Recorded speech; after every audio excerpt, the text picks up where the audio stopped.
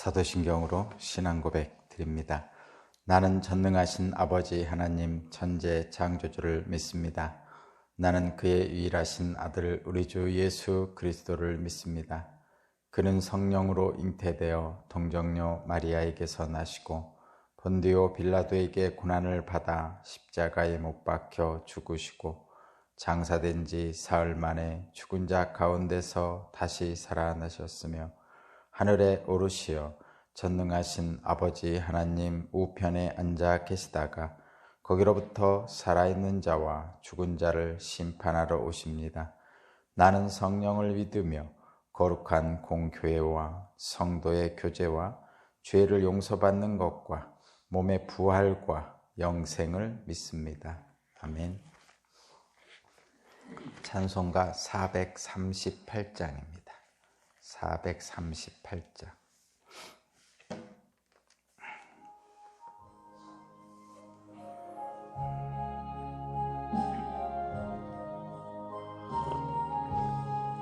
내 영혼이 은총 입어 중한 죄짐 벗고 보니 슬픔 많은 이 세상도 천국으로 화하도다. 할렐루야 찬양하세. 내 모든 죄 사함받고 주 예수와 동행하니 그 어디나 하늘나라. 주의 얼굴 뵙기 전에 중한계든 내 맘속에 이루어지니 날로 가깝도다. 할렐루야 찬양하세. 내 모든 죄 사함받고 주 예수와 동행하니 그 어디나 하늘나라. 높은 산이 거친 들이 조막이나 궁궐이나 내 주 예수 모신 곳이 그 어디나 하늘나라. 할렐루야 찬양하세. 내 모든 죄 사함받고 주 예수와 동행하니 그 어디나 하늘나라. 아멘.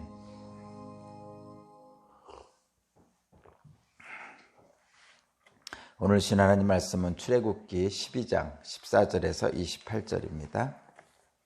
출애굽기 12장 14절에서 28절까지 말씀을 제가 봉독하겠습니다.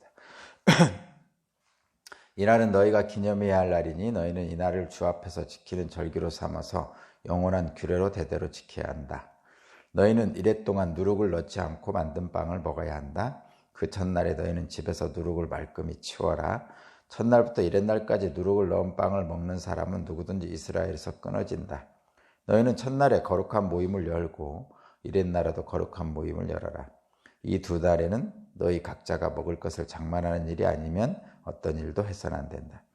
너는 무교절을 지켜야 한다. 바로 이 날에 내가 이집트 땅에서 너희 온 이스라엘 지파를 이끌어냈기 때문이다. 너희는 이 날을 영원한 규례로 삼아서 대대로 지켜야 한다. 너희는 첫째 달 열 나흘 날 저녁부터 그 달 20하룻날 저녁까지 누룩을 넣지 않은 빵을 먹어야 한다. 이래 동안에는 너희 집안에 누룩이 있어서는 안 된다. 누룩 든 빵을 먹는 사람은 누구든지 외국인이든지 본국인이든지 이스라엘 회중에서 끊어진다. 누룩을 넣은 것은 아무것도 먹지 않아야 한다. 너희가 어디에서 살든지 이 기간 동안에는 누룩을 넣지 않은 빵을 먹어야 한다. 모세가 이스라엘의 장로를 모두 불러서 이렇게 말하였다. 여러분은 여러분의 가족들과 함께 먹을 양이나 염소를 준비하여 유월절 제물로 잡으십시오. 우슬초 묶음을 구하여다가 그릇에 받아놓은 피에 적셔서 그 피를 상인방 좌우 문설주에 뿌리십시오. 여러분 아침까지 아무도 자기 집 문 밖으로 나가서는 안 됩니다.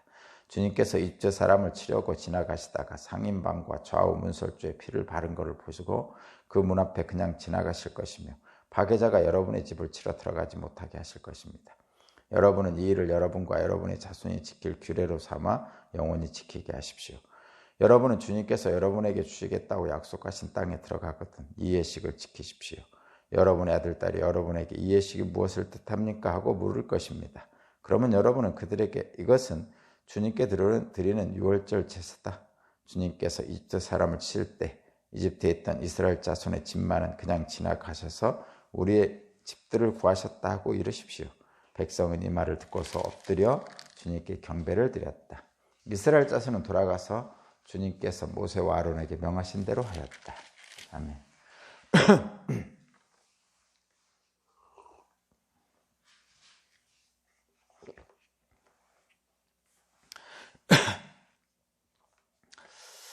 오늘 말씀의 제목은 하나님의 백성이 할 일입니다. 하나님의 백성이 할 일. 하나님의 백성이 할 일은 첫 번째는 기억하고, 두 번째는 지키고, 세 번째는 가리키는 일입니다. 어제 말씀에 유월절에 대한 말씀이 있었고, 오늘은 무교제에 대한 말씀이고, 그 다음에 유월절에 구체적으로 어떻게 예식을 행하는지, 의식을 행하는지에 대한 말씀입니다. 어제는 유월절에 대해서 이스라엘 백성들이 그날 어떻게 나오는 날, 출애굽하는 날 어떻게 준비해야 되는지에 대해서 10가지 재앙이 당하는 날 어떻게 준비해야 되는지에 대해서 어제 말씀했죠. 흠없는 양과 염소를 잡아서 그 피를 문설주에 또는 상인방에 발라서 그것이 표식이 되는 이스라엘 민족의 집을 파괴자가 하나님의 그 처음 난 것들을 죽이려 온 하나님의 사자가 그 집을 지나가는 유월하는 그런 일을 하라고 말씀하죠. 그것이 이제 유월절의 기원입니다. 그러니까 유월절은 10번째 재앙을 피하는 경험을 한 것을 기념하는 겁니다. 그것이 유월절의 유래고요. 그리고 유월절을 지나죠. 6월절을 지나면서 6월절이 기원 유래가 지나면서 이제 무교절이 시작됩니다. 그러니까 6월절은 첫째 달 14일이죠. 첫째 달, 그러니까 출애굽한 달, 그 달 14일이 이제 마지막 재앙이 있었던 때고, 그 날 이후로 7일 동안을 이제 무교절이라 해서 절기를 지킵니다. 무교절은 무교라는 것은 교라는 건 누룩이라는 뜻이에요. 그래서 누룩이 없다 해서 무교입니다. 누룩이 없는 빵을 먹는 날입니다. 그것을 이제 7일 동안 6월절부터 해가지고 7일 동안 누룩이 없는 빵을 먹게 됩니다. 누룩이 없는 빵을 먹는 이유는 그거죠. 이스라엘 백성들이 이제 출애굽하는 날, 나오는 날 밥 해 먹을 새가 없으니까 그냥 반죽만 한 거죠. 근데 반죽을 했는데 누룩을 넣지 못한 거예요. 누룩을 넣으면 이제 부풀어 오르잖아요. 그러면 들고 나오기가 어렵잖아요. 최소한으로 이제 줄여야 되니까 누룩을 넣지 않고 반죽만 한 빵입니다. 그렇게 서둘러 나와야 되기 때문에 누룩을 넣지 않은 빵을 만들어서 나오게 됩니다. 그리고 그것을 먹었죠. 이제 출애굽한 다음에 이제 애굽에서 나와서 걷는 동안에 그것을 먹었습니다. 그것을 급히 나오느라고 누룩을 넣지 못했던 것을 기념하는 거예요. 그렇다는 얘기는 7일 동안 그 무교절 동안 누룩을 넣지 않은 빵을 먹으면서 그날을 생각하는 거죠. 그날을 기억하는 거죠. 우리에게 이런 일이 있었지 하고 기억하라는 뜻입니다. 그래서 하나님의 백성이 할 일, 첫 번째 할 일은 하나님이 우리에게 은혜를 주신 것. 은혜를 주신 것. 장자의 죽음을 피하게 해주셨고, 종살이를 벗어나도록 해주신 그것을 기억하는 거죠. 그러니까 7일 동안 누룩이 넣지 않은 빵을 먹는 거예요. 이런 것도 있더라고요. 옛날을 기억하기 위해서 하는 게 주먹밥 먹는 날? 뭐 이런 거 하더라고요. 어느 곳에 보니까 주먹밥을 해서 나눠줘요. 주먹밥 먹는 날. 뭐 그런 것들이죠. 그런 느낌과 비슷합니다. 어떤 일이 있었을 때 그것을 기념하기 위해서 그것과 동일한 행동을 하는 겁니다. 그것이 이 무교절은 그런 의미입니다. 그리고 나서 이제 21절부터는 첫 번째 유월절이라는데 이건 뭐냐면 후에 이제 실제로 행하는 일들이죠. 그러니까 6월절의 기원은 10가지 재앙이잖아요. 10번째 재앙을 피하는 방법이 6월이었죠. 6월, 그러니까 피를 문설주와 상인방에 발라서 하나님의 죽음의 사자가 그 집을 지나가게 하는, 넘어가게 하는 것이 6월절의 기원인데 그런 것을 기념하는 의식을 행하는 거예요. 그것이 6월절 행사입니다. 그래서 매년 그 때가 되면, 그러니까 유대력으로 첫째 달 14일이 되면 그 당시에 했던 일들을 반복하는 거예요. 그것이 6월절 의식입니다. 그 당시 했던 거 흠없는 수컷, 1년 된 흠없는 수컷, 염소나 양을 잡아서 먹고 가족들과 그 다음에 이웃들을 불러서 먹고 그 피를 상인방과 문설주에 발라놓고 하룻밤을 지내는 거죠. 그것이 그 6월절 의식을 구체적으로 다시 한번 확인한 것이 21절입니다. 의식을 이제 보여주는 거예요. 뭐냐면 보세요. 6월절 의식을 합니다. 먼저 21절 가족들과 함께 먹을 양이나 염소를 준비해서 제물을 잡죠. 그리고 먹습니다. 그리고 22절 우슬초 묶음을 구하다가, 여기서 우슬초는 그냥 풀이에요. 풀 묶음 이렇게 해가지고 거기다가 이제 풀을 한 단 묶어가지고 그걸 잡아서 그 피를 묻혀서 그걸로 이제 문설주나 상인방에 피를 바르는 거죠. 그렇게 사용한 게 우슬초예요. 이 우슬초는 아주 흔한 풀입니다. 흔한 피. 그러니까 주변에 흔하게 있는 풀이에요. 그 우슬초 묶음을 구하다가 그릇에 받아놓은 피에 적셔서 그 피를 상인방과 좌우 문설주에 뿌리는 거죠. 그렇게 하는 거 보셨죠, 여러분? 그 다음에 아무도 아침까지 자기 집 밖으로 나가면 안 돼요. 당연하겠죠? 밤에 죽음의 사자가 돌아다니면서 처음 난 것을 다 죽게 하기 때문에 그날 밤은 나가면 안 됩니다. 이게 6월절 14일 날 해야 될 일이죠. 그런 거죠. 그렇게 순종을 하면 22절처럼 하나님이 말씀하신 대로 순종을 하면 결과가 뭐냐? 23절이죠. 사람들을 치려고 지나가는 그 하나님의 파괴자가 여러분의 집을 넘어갈 것이다. 지나갈 것이다. 그 얘기입니다. 이게 참 중요한 건데 하나님의 은혜를 기억하고 그리고 그 말씀대로 순종하고 지키면 결과는 재앙을 면한다는 얘기죠. 그런 얘기입니다. 그 다음에 이런 일이 있고 또 이렇게 하고 6월절을 하고 또 어떻게 하라는 얘기냐면 이런 일들을 가르치라는 겁니다. 세 번째, 가르치라. 그것이 24절부터입니다.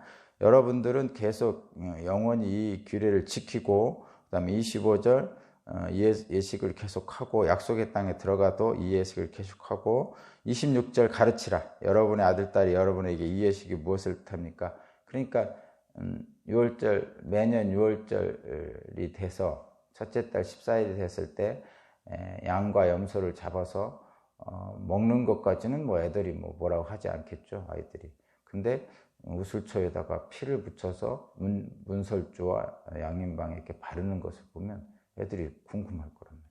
그러니까 물어볼 거라고요. 도대체 이게 무엇을 하는 겁니까? 왜 이런 예식을 합니까? 이렇게 물어볼 거란 말이에요. 그럴 때마다 가르치라는 거죠. 뭐라고? 27절. 이것은 주님께 드리는 6월절 제사다. 주님께서 이집트 사람을 칠 때에 이집트에 있던 이스라엘 자손의 집만은 그냥 지나치셔서 우리의 집들을 구해 주셨다 하고 가르치십시오. 그 얘기입니다. 중요한 거죠, 이거 정말. 그러니까 자기 직접 그런 은혜를 경험한 사람들도 당연히 그 하나님의 은혜를 기억하고 또 그 율법을 지켜야 되지만 뿐만 아니라 자손들에게도 그런 일이 있었다라고 분명히 가르쳐야 된다는 얘기죠. 그런 겁니다. 하나님의 자녀가 할 일이 제목이죠. 하나님의 자녀. 저와 여러분들이 하나님의 백성이고 하나님의 자녀죠. 그럼 저와 여러분들에게 하나님이 백성이 할 일. 그러니까 말하자면 이게 뭐냐면 구원받은 자들이 할 일입니다. 말하자면 이 유월절 의식은 종이 아니고 가나안 땅에, 젖과 꿀이 흐르는 가나안 땅에 들어간 사람들이 할 일이에요. 그러니까 저와 여러분들이 할 일이에요. 구원받은 사람들, 믿음의 사람들이 할 일입니다. 먼저 첫 번째, 하나님의 은혜를 기억하는 거예요. 기억해야 돼요. 두 번째, 그 기억을 하고 그것들을 지켜야 돼요. 순종해야 돼요. 명령에 순종해야 됩니다. 말씀을 지켜야 됩니다. 세 번째는 그러한 일들이 있었음을 자손들에게 알려야 돼요. 알려서 그들도 부모가 받은 은혜를 계속 받아야죠. 누려야죠. 이게 참 어렵죠. 첫 번째, 두 번째는 경험한 사람들이 직접적으로 할 수 있는 거기 때문에 이 세 번째 가르쳐서 지키게 하는 거는 상당히 어렵습니다. 왜냐하면 잘 들어보세요. 지금 이 부모들은 그런 일들을 경험하고 가나안 땅에 들어간단 말이죠. 그죠? 광야를 거쳐서 어쨌든 가나안 땅에 들어가. 근데 가나안 땅에 딱 들어가서 태어난 자손들은 어때요? 태어난 자손들은 그런 은혜의 기억이 없죠. 단지 그런 6월절 의식만을 그냥 볼 뿐이에요. 그리고 그런 아이들은 가나안 땅에서 풍요를 이미 누리고 있는 아이들은 모릅니다. 그래서 요즘도 그런 거 하죠. 요즘도 우리 20대, 30대 젊은 청년들하고 우리 50대 청년 586 세대들하고 가끔 그런 얘기 나오잖아요. 요즘 청년들은 민주화 과정을 경험하지 못해서 잘 몰라서 그래. 뭐 이런 얘기 하죠. 그래서 라떼는이라는 용어를 쓰죠. 라떼는. 심지어는 하여튼 잘 모르기 때문에 그런다는 표현으로 많이 합니다. 실제로 가나안 땅에 들어가서 태어난 후손들은 애굽에서 종살이 했던 것을 모르죠.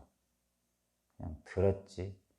그에 대한 그 종살이의 그 처참함은 모르잖아요. 실제로. 그것은 뭐 어쩔 수 없는 거죠. 그러면 그 선조들은 어떻게 해야 되냐면 자꾸 너희들은 그 경험 못 해가지고 잘 몰라서 그래. 그러면서 자꾸 옛날 얘기를 해주기만 하면 되는 건가요? 아니죠.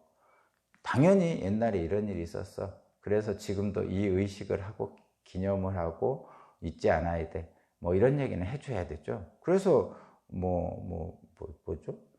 여러 가지 산업화 과정에서 있었던 안타까운 일들, 전태일 또는 뭐 여기 당진 제철소에서 있었던 그분 뭐 동상도 세우고 또는 뭐 4.19 기념식도 하고 뭐 제주 4.3 기념식도 하고 또 뭐 여러 가지 하잖아요. 8.15 해방 기념식도 하고 뭐 이런 거 하잖아요. 그런 것들이 다 일종의 그 과거에 있었던 일들을 기억하는 일종의 절기 같은 것으로 하는 거거든요. 근데 그런 것들을 전혀 경험해 보지 못한 90년대 이후 IMF도 어릴 때 경험했고 2000년생 같은 경우는 지금 20살이 넘었잖아요. 투표권 있는 아이들이죠. 이런 아이들한테 IMF를 얘기하면 알겠어요. 그런 걸, 8.15 해방을 얘기하면 당연히 모르죠. 우리도 모르니까. 뭐 그렇게 얘기해봤자 사실은 아이들은 그런 일이 있었구나라고 역사적 사실로 알 뿐이지 직접적으로 마음과 몸에 이렇게 느껴지지 않는단 말이에요. 그런 애들에게 너희들은 몰라서 그래 하면서 책망하면 안 된다는 거죠. 책망하면 안 됩니다, 실제로. 그러면 우리가 그런 것을 경험했던 부모 세대들은 그게 굉장히 어려웠겠죠. 근데 그렇다고 해서 지금 청년들은 안 어렵느냐? 지금 청년들은 지금 청년대로 어렵습니다. 예, 지금 부모 세대들은 그때보단 지금 진짜 천국이야. 지금 그 옛날 생각해 보면 이렇게 얘기할 수는 있겠죠. 물론 실제로 사실은 저희 부모 세대나 저희 세대나 그러니까 저희 부모 세대는 산업화 시대고, 저희 세대는 민주화 세대잖아요. 소위 말해서. 근데 지금 90년대 후반이나 2000년대 태어난 아이들은 전혀 다른 세상에서 태어난 거예요. 그러면 저와 여러분들이, 저 같은 경우, 저는 이제 민주화 세대잖아요. 그러니까 그 전에 산업화 세대에 있던 우리 부모님들이 얘기하면 잘 못 알아듣죠. 그러니까 저는 보릿고개는 안 지나봤어요. 근데 우리 부모님 때는 보릿고개를 지났단 말이에요. 그러면서 이제 보릿고개 지난 얘기를 하면 저도 잘 못 받아들였거든요. 알긴 알지만. 마찬가지로 산업화 시대에 있었던 일들 또는 민주화 시대에 있었던 우리가 지금 태어난 우리 자손들에게 그런 얘기를 하면 잘 공감이 되기 어렵습니다. 그러면 어떻게 해야 되냐면, 그리고 산업화 세대보다 더 좋아졌고요. 저희도 마찬가지고 이렇게 되는데, 너희들 좋은 줄 알아? 좋은 세대 사는 줄 알아? 저도 옛날에 들었을 때 그랬어요. 옛날에 우리 부모 세대들이 하는 말, 나는 공부하고 싶어도 공부도 못했어. 너희들은 얼마든지 공부할 수 있잖아. 이런 말씀을 해주셨거든요.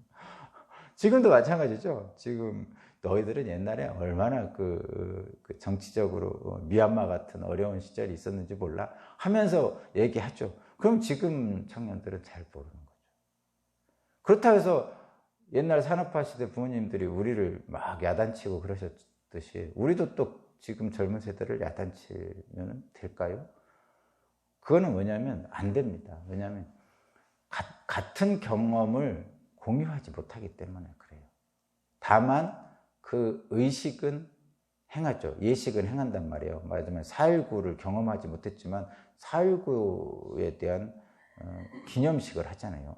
우리가 8.15 해방을 경험하지 못했지만 8.15 해방 그 광복절 기념하잖아요. 일종의 그런 거예요. 그냥 역사적 사실로 그렇게 기억할 뿐이죠. 다만 그러면 그들에게 그런 것들이 있었다라고 가르쳐야 되죠.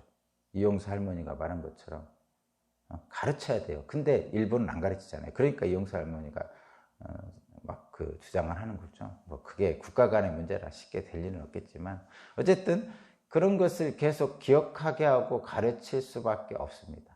다만 그것들에 대해서 젊은이들이 받아들이지 않는다고 해서 분노하면 안 되죠.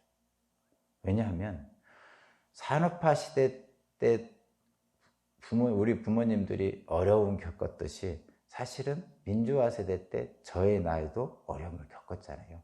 산업화 시대에 겪은 부모님의 어려움과는 같진 않지만 민주화 세대를 겪은 저 같은 경우도 나름 어려움을 겪었단 말이에요. 그러면 마찬가지로 지금 젊은이들도 나름 어려움이 있어요. 산업화 시대 부모님들이 나는 공부하고 싶어도 못했어. 너는 얼마든지 공부할 수 있잖아. 이렇게 우리 세대를 야단친 것처럼 우리가 또 지금 젊은이들을 야단치면 마찬가지로 받아들이지 못한다는 거죠. 그럼 어떻게 해야 됩니까? 당연히 그런 일이 있었다고 가르치긴 해야 됩니다. 광복절 기념식을 해야 되죠. 4.19 기념식을 해야 되죠. 60항쟁 기념식을 해야 됩니다. 그러나 그 가르치면서 현재 세대들을 이해하려고 애를 써야 되죠. 두 가지를 다 해야 됩니다. 그리고 가르치면서 분노하면 안 되죠. 너희들은 왜 모르냐고 책망하면 안 되죠. 당연히 모르는 건데 뭐 어떻게. 그러지 말고 당연히 가르치되 지금의 아이들과 공감할 수 있도록, 소통할 수 있도록 이야기를 해야 됩니다. 지금의 아이들은 지금의 아이들대로 고통을 당하고 있죠. 어려움이 있는 겁니다. 이스라엘도 그랬죠. 가나안에 들어간 후에 가나안에서 태어난 후손들은 그들 나름대로의 고통이 있었어요. 그런데 나중에 보니까 하나님의 은혜를 잊어버렸다는 얘기죠. 그래서 기억하고 지키고 가르치는 일이 계속적으로 있어야 됩니다. 그러니까 부모 세대와 자녀 세대가 서로 좀 이렇게 이해하고 서로 공감할 수 있는 토대가 좀 많이 마련됐으면 좋겠어요. 쉽지 않은 일이지만 그런 일이 있었으면 좋겠고, 요즘같이 좀 코로나 때문에 경제가 어렵고 청년들의 취업이 어렵고 뭐 이런 일들이 많이 발생하는데, 이렇게 어려울수록 그래서 그 중심을 잘 잡아야 됩니다. 중심을 잘 잡는다는 얘기는 뭐냐? 정신을 차려야 된다는 얘기죠. 말하자면 지금 호랑이 등에 올라탄 형국이라면 정신을 차리는 사람은 사는 거죠. 호랑이 등에 올라타도 정신만 차리면 산다. 이런 표현이 있는 것처럼 중심을 견고하게 붙잡고 잘 견디는 사람이 이기는 겁니다. 정신을 못 차리는 사람은 어떡하죠? 막 분노를 표출하죠. 거친 말하고 상대방에게 삿대질하고 뭐 이렇게 하게 되는 겁니다. 그러면 지는 거죠. 죽는 거예요. 그러는 경우. 그래서 가능하면이 아니라 꼭 반드시 정신을 놓지 말고 차리고, 그럼 어떻게 했으면 좋겠습니까? 우리 기독교인들은 기독교인의 그 덕목이 있잖아요. 겸손하게, 온유하게, 오래 참고, 용납하고, 이런 일들을 하면 됩니다. 저와 여러분들이 하나님의 자녀가 할 일, 이 유월절과 무교절을 보면서 하나님의 은혜가 계속될 조건으로서 하나님의 은혜를 기억하고 하나님의 말씀을 지키고 자손들에게 그것을 가르치는 일들을 한다면 이 가정의 달에도 하나님의 은혜가 계속적으로 저와 여러분에게 계속되는 은총이 있기를 기대합니다. 기도드립니다. 하나님 감사합니다. 6월절을 통해서 하나님의 은혜를 기억하라고 말씀하십니다. 7일 동안 누룩을 넣지 않은 빵을 먹으면서 깊이 생각하라고 말씀하십니다. 오늘 깊이 생각하고 하나님의 은혜를 기억하면서 자손들에게도 서로 공감하고 나누는 우리 모두가 되게 하여 주옵소서. 그리하여 하나님의 은총이 오늘도 계속되는 복된 하루가 되게 하여 주옵소서. 감사드리며 예수 그리스도 이름으로 기도합니다.